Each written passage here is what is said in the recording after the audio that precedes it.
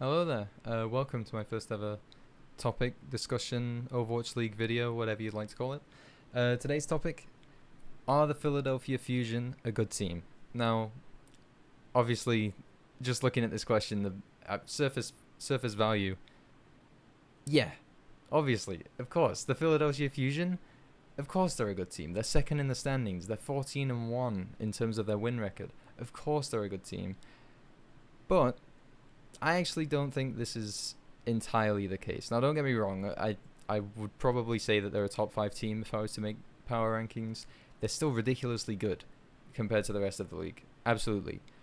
However, I wouldn't go as far to say that they're a title contender just yet. And hear me out, Philadelphia Fusion fans. I know. Um, they are definitely a good team. I'm not saying that they're bad at all. I'm just saying they might not quite be as good as a lot of analysts and a lot of people sort of let on when they say that they're a top 5 team, including myself.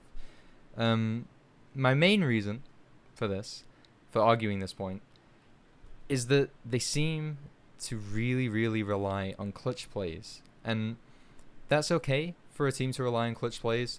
San Francisco Shock are an example that springs to mind of an extremely clutch team, especially last season in the GOATS meta, where they would, in a lot of team fights, quite heavily rely on Rascal to make a clutch play on the Vegeta.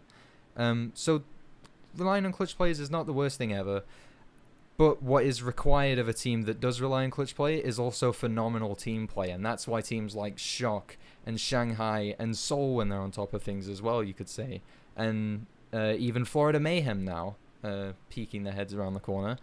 These are some really, really good teams with extremely solid and tight team play that really just know how to control the pace and the tempo of a match just like that.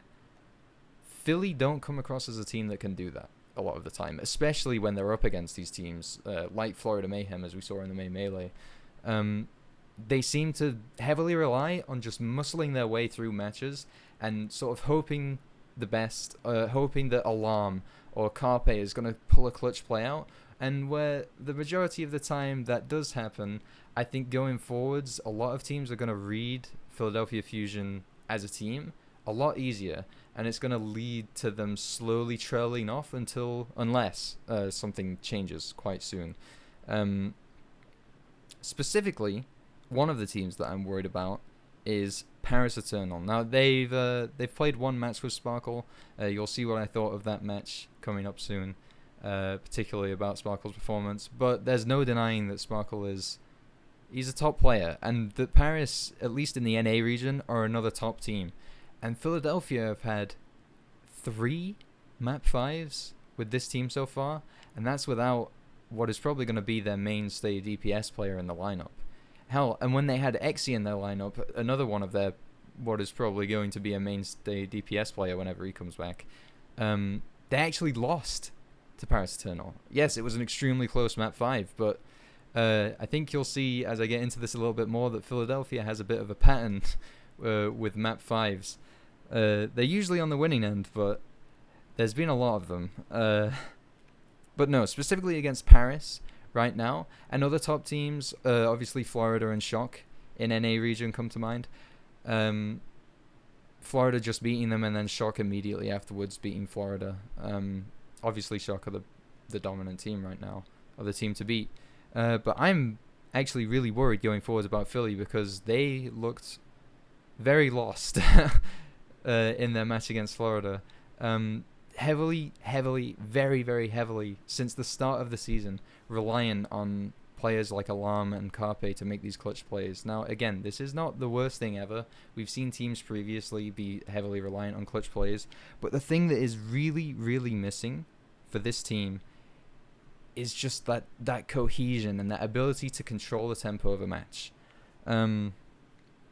Now, I can't really fix that issue because that's a team play issue, and I really, I'm just a guy. I'm just here. I don't know what's going on at Philadelphia Fusion. I don't know what's going on behind the scenes.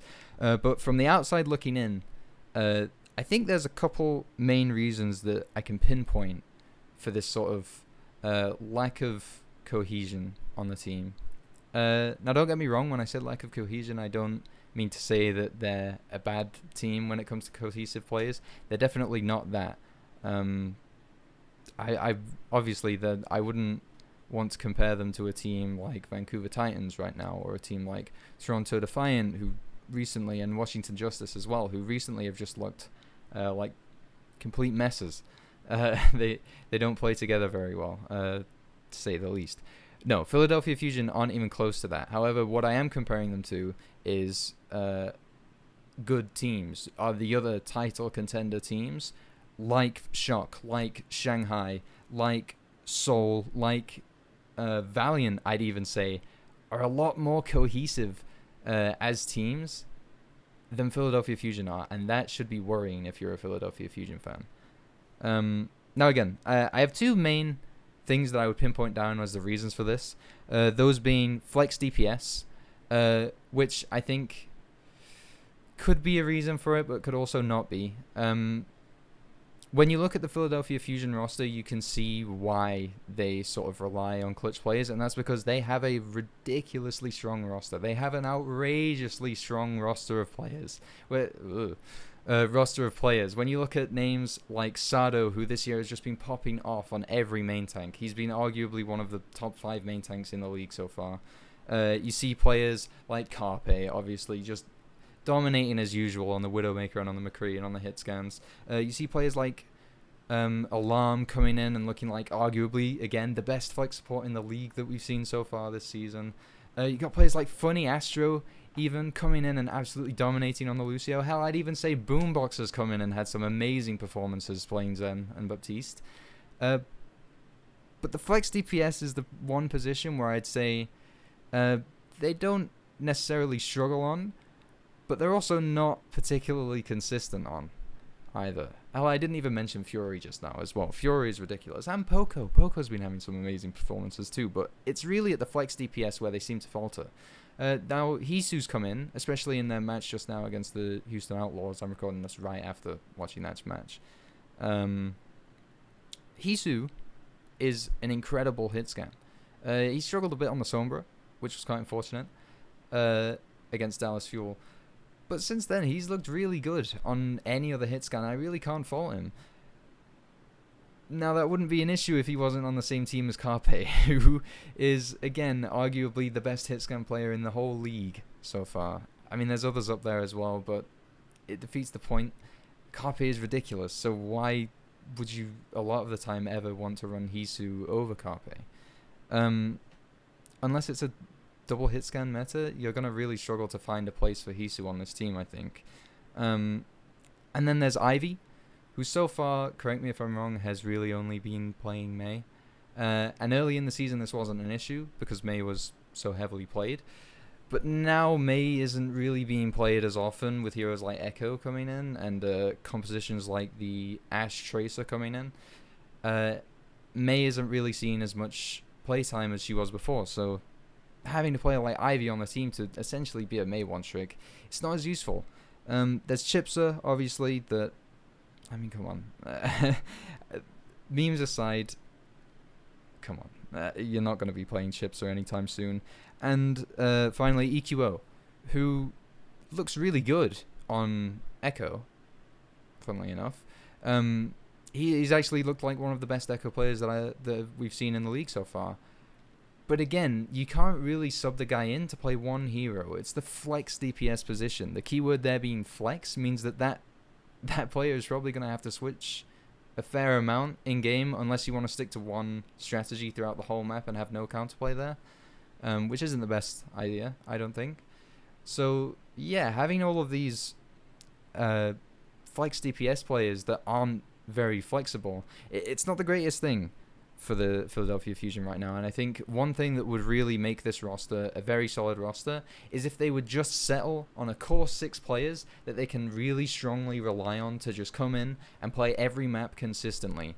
They're also having some kind of weird issues with Fury and Poco, but I don't think that's quite as bad because they seem to switch out Poco and Fury for specific maps from what I've noticed. So what I'm guessing at the very least is they must be practicing running Poco on some maps and then Fury on other maps so that they get practice in specific areas with the team, and because they're similar in skill level, it's well, I say similar in skill level. Obviously, Fury's peaked a lot higher, but I'd say Poco and Fury have looked relatively similar so far this season. Maybe Fury having the edge above Poco a little bit, but because they're sort of similar in skill level and they fulfill the exact same role on the team, it would make sense to split their playtime on maps, but I'm not a fan of it as far as team synergy goes, especially when team synergy seems to be this team's #1 issue. Now, the other thing that I don't particularly like about the Philadelphia Fusion right now is the coaches, and that isn't me taking a dig at the coaching staff. I think they have a fantastic coaching staff. Hell, the fact that they managed to put this team of players together is enough to say that this coaching staff is something... They have something good there. But what I will say is that whenever Christopher has been on broadcast, and I know this is a weak point, but he seems way too laid back about the league. I don't know what it is. It just irks me a little bit when I see Poco, I believe it was in Sideshow's chat, or in a Vast chat or something like that, saying that him being switched out with Fury is completely random. And then a coach comes onto the actual Overwatch League stream, Christopher, and says the exact same thing, that it is completely random whether they play Poco or Fury or not. Now, I don't believe that's true, not for a second, but the fact that they'd even sort of consider showing that outward shows me that they're not... I don't want to call them lazy, because obviously I don't know anything about them, but they do seem a little too laid back, and that might be one of the main reasons why this team seems to prefer muscling their way through matches rather than relying on sort of actual cohesion like a team like Shock or Shanghai really do. And then again, I know I did it earlier, but again, to compare Philadelphia Fusion with these title contender teams like Shock and like Shanghai, I don't think is an unfair thing to do when the majority of analysts and casters and fans in general are putting Philly in their minds on that level. I don't think it's unfair to say that Philadelphia's team play is not even close to the level of Shock or Florida or Seoul or Shanghai, and maybe even not even Valiant, maybe not even Paris now. It's getting worrying, I think, for Philadelphia. And where, yes, I do think that if they were in a match against Paris and they were in a match against Valiant, they would be able to muscle through with these clutch plays from Alarm and Carpe in particular, Sado as well. They would be able to muscle through and beat those teams when they play against them. I don't think it's quite enough for teams like Shock and Shanghai. And if we're considering this team to be a title contender team, that's what really holds me back from being convinced almost that they can do it. So yeah, essentially, what it boils down to is this team has a phenomenal roster, an absolutely amazing roster. When you look at their individual players and you compare them to teams directly, of course, you'd immediately think, yeah, they're gonna win that. But then when it comes down to the team playing games, they really just aren't controlling the matches. They aren't controlling the tempo of these games. They aren't playing cohesively as a team enough for me to be convinced that they're a full title contender team. So in conclusion, are Philadelphia Fusion a good team? Absolutely. Absolutely 100%. Without a doubt in my mind, they're a top 5 team. If I was to make a power rankings list right now, they would be in the top 5. I have no question about that. But are they a title contender? Can I see them getting to the finals and winning the Overwatch League trophy at the end of the season? I don't think I can. Either. Sorry, just completely forgot to mention one of the other major reasons why I don't consider Philadelphia Fusion a title contender team. I sort of alluded to it in the video and then never really got onto it, so apologies about that. Essentially, the point is that Philly have had a lot of map 5s, and granted they've won every single one of these map 5s except for one very early on in the season against Paris Eternal. It's still not a very good thing. When you see a team that is considered a title contender by most people, you'd assume that team would be, quite dominant. They wouldn't really let their matches get to a map 5 scenario a lot of the time, unless it's against a good team. And granted, a lot of their map 5s have been against good teams, like Paris Eternal. But there's also been some Map 5s that really should not have happened, and probably wouldn't have happened if it was a team like the Shock or like Shanghai. Because Fusion have had Map 5s against teams like Toronto and Atlanta, which really shouldn't have happened. Granted, the one against Toronto was a while ago, and Toronto were looking significantly better in that match than they've looked since then. But the ones against Atlanta, I think, are actually quite inexcusable. Atlanta haven't looked particularly great all season long, in my opinion, and they are definitely hitting the trough of that downwards trend right now.